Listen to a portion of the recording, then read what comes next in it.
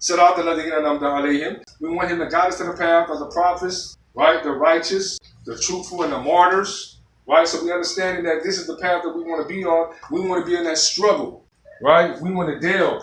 We want to dig deep. Then Allah subhanahu wa ta'ala says and say, غَيْرِ الْمَغْضُوبِ عَلَيْهِمْ وَلَا الضَّالِّينَ, but not the path of those who have earned Allah's anger, and not the path of those who have went astray. So now he's saying two specific types of people. Be like this, but don't be like this. Or Allah, don't make us to be like this. And in the hadith, Rasulullah sallallahu alaihi wasallam explains that those whom Allah subhanahu wa ta'ala has bestowed his anger upon is the Jews.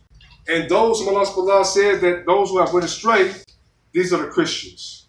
So Allah subhanahu wa ta'ala says that when we ask Allah subhanahu wa ta'ala, guide us to the siratal mustaqim, guide us to the path of Islam, guide us to be Muslims, right? Guide us to the Quran and Sunnah of the Prophet Muhammad sallallahu alaihi wasallam, guide us to the path of the prophets, etc., etc. But do not make us like the Jews, because your anger is upon them, because they lied on you. They know the truth and they hide the truth.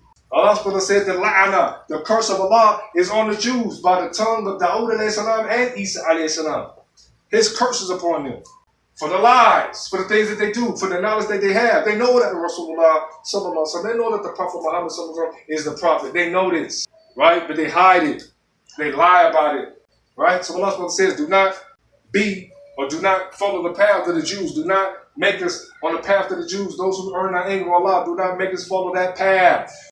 And Allah, do not make us of those who went astray. Darleen. Do not make us of those who have went astray. Right? And Allah subhanahu wa ta'ala said to the Prophet Muhammad sallallahu alaihi wasallam, those who have went astray are the Christians. Right? They went astray with their understanding. They went astray with their Aqidah. Right? They had monotheism, they turned it into the Trinity. Do not make us go astray with false knowledge. Right? Do not make us go astray with improper understanding of your haqq. Right? Do not let us go astray with improper or unfalse truths. Right? Then what do we end it with? Then after we end it, the Prophet Muhammad said when the Imam says, say what? Ameen. And he said, and those who say Ameen, if your Ameen coincides with the angels, then all of your sins will be forgiven. The Prophet Muhammad said that Ameen, right, is a sealer. It's a sealer of your dua. Because sooratul-faatiha is a dua. It's a calling. You're asking Allah subhanahu wa ta'ala for something. This is something specific. This is the best dua. The Prophet Muhammad said that the best surah in the Quran is sooratul-faatiha. There is no surah better than sooratul-faatiha.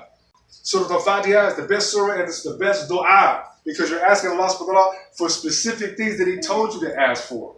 And you end it with Ameen. And Ameen is a sealer, which means, oh Allah, and please answer my prayer. Oh Allah, please answer and accept my prayer. That's what Ameen means. Make it safe, make it secure. Please accept it. There's a hadith of the Prophet Muhammad sallallahu alaihi wasallam. There was a man who was making a long dua. Oh Allah this, oh Allah that. He made a long, beautiful dua. And when he was finished, Rasulullah sallallahu alaihi wasallam said, it was a beautiful dua if only he would have sealed it with Ameen. For verily Ameen is the sealer. So he said, whenever you make a dua to Allah subhanahu wa ta'ala, always seal it and end it with Ameen, meaning may Allah accept it. Okay, so anytime you hear a dua, or anytime you make a dua, Ameen. You hear a brother make a dua, رَبَّنَا آتِنَا فِي الدُّنْيَا حَسَنَةً وَفِي الْآخِرَةِ حَسَنَةً وَقِنَا عَذَابَ النَّارِ. Ameen, Ameen. Everybody saying Ameen. You saying Ameen. Allah accept that from us. Allah accept that dua from us. Right? You make a dua in your own language. Oh Allah, bless me, please forgive me. Oh Allah, bless me to be the best of the best. Oh Allah, please forgive me of all my sins. Oh Allah, bless me to be the most modest. Oh Allah, bless me to be the most righteous. Oh Allah, please bless me to wash my tongue. Oh Allah, bless me to please wash my eyes. Ameen. At the end of your dua, say Ameen. Right? Any dua that's made without Ameen is deficient. Okay? There's also another hadith where Rasulullah said, when you make dua, make salli upon the Prophet in the beginning, the middle, and the end of that dua. Okay? Make salli upon the Prophet. Allahumma salli ala Muhammadin wa ala ali Muhammadin kama salli ala Ibrahim wa ala Ibrahim innaka hamidun majid. Allahumma barik ala Muhammadin wa ala ali Muhammadin wa barak ala Ibrahim wa ala Ibrahim innaka hamidun majid. Make salli upon the Prophet Muhammad sallallahu alaihi wasallam at the beginning, the middle, and the end of the dua, and also seal it with Ameen. Right? Also another hadith, and we'll end it with this last hadith. There's another saying that you can say at the end of a dua, so to make sure that your dua is answered. Who can tell me that? There's another hadith. Rasulullah said, anyone who says this after the dua, it will be ever heard. Rasulullah said that the dua of Yunus alayhi salam, Yunus alayhi salam was Jonah in the whale. When he was in the belly of the whale, he said, La ilaha illa anta subhanaka inni kuntu min al-zalimin. Right? La ilaha illa anta. There is no God except you. Subhanaka. Glory be to you. Inni.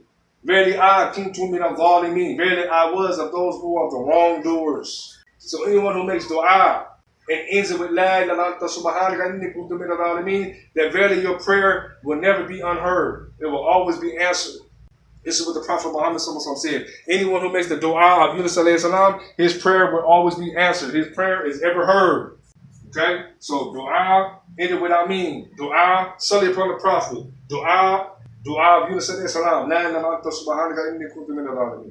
Okay? So this is just a little brief glimpse as to some of the understanding of sooratul-faatiha. Inshallah, we'll close right there. But inshallah, we'll do another brief recap, inshallah. So again, sooratul-faatiha, it is a ruqyah, it is a cure. Right? For every disease except death. Okay?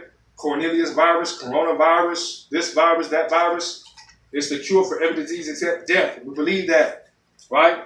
You think you're sick? Alhamdulillah, Rabbil Alameen, Ar-Rahman, Ar-Rahim, Malik, Yawm-Al-Din, Alhamdulillah, Rabbil Alameen. And inshallah, it's the cure for every disease. So we begin with Bismillahir Rahmanir Rahim. So we begin in the name of Allah.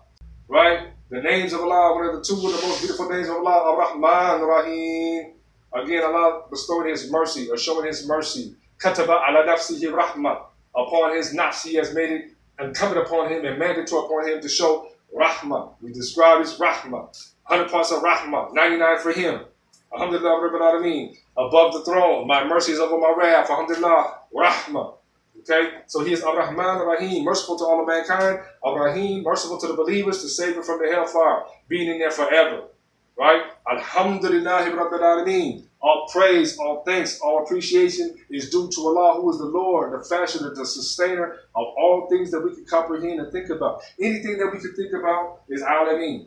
The cat, the rat, the dog, the tree, the leaf, the worm, the whale, the water, the orange, the apple. He is Rabbil Alameen. He is the fashioner of all of these things. The universe, the cosmos, the buruj, the constellations, the moon, the stars. He is Rabbil Alameen.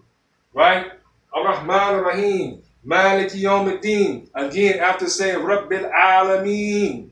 He is the Lord of the fashion, the state of all things. That again, He follows it up with Ar-Rahman Ar-Rahim. Again, showing and put emphasis on His Rahmah. Because He did that. He fashioned everything. He made it in a perfect sequence. Right? He made it with a perfect equation. He is the best mathematician. There are no flaws. There are no erasure marks in Allah's creation. He said, look into the sky. And look into the sky again. Do you see any flaws? He said, the more you keep looking, the more your eyesight it becomes dim. But Allah's creation never dims. There's nothing crooked in it. Your eyesight will go crooked before Allah's creation will go crooked or get blurry. There's no erasure marks in the sky. Allah is the perfect mathematician, right? He's the perfect architect. Rabbil Alameen. Then He finishes up with Ar-Rahman Ar-Rahim. So in understanding and comprehending all the things that He does, He said again, Ar-Rahman Ar-Rahim. And He is the most merciful. Maliki Yawm-Al-Din. Again, He is the king, the authority, the master of the day of judgment. The day that we pay back our debts. The day of Deen. The day we pay back submission. The day that we stand before Allah and we're weighed. We're judged. What our scale like? Is it light? Is it heavy? What do we pay back Allah? We pay back that Islam. We pay back that submission. This day I have chosen for you Islam as your deen. Maliki Yawm-Al-Din. The day of submission. Pay back your submission. Then Allah says, if they come to Allah with any other deen, any other transaction, any other bargain, any debt other than Islam, it will never be accepted. Right? Maliki Yawm-Al-Din.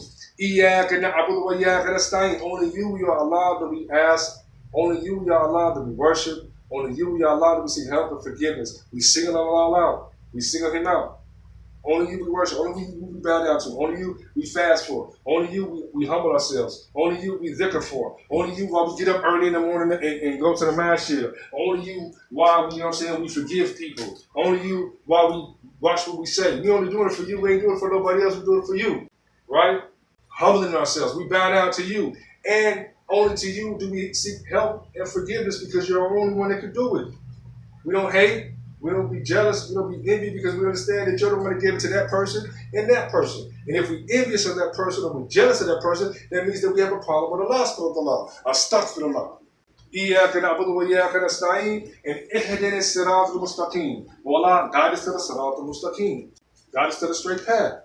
Guide us to the path of Islam. Guide us to the path of the Quran and the Sunnah, the Prophet Muhammad sallallahu alaihi wasallam. Protect us from the shaitan that's trying to take us off to the Sirat al-Mustaqim. Right? Guide us to that path. Sirat al-Ladina namta alayhim, the path of the prophets, the path of the truthful, the path of the martyrs, the path of the righteous, the path of those who have bestowed your ni'amah, like Naim or Naima, ni'amah.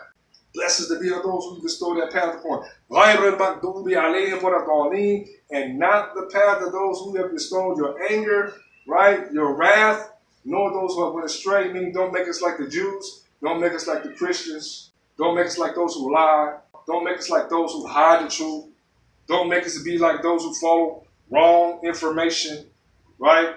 Don't make us like that, Ya Allah. Ameen. Oh Allah, accept our dua. Oh Allah, accept this asking. Allah, Ameen. Sealing it with the Ameen. Alhamdulillah, Rabbil Alameen. Any questions?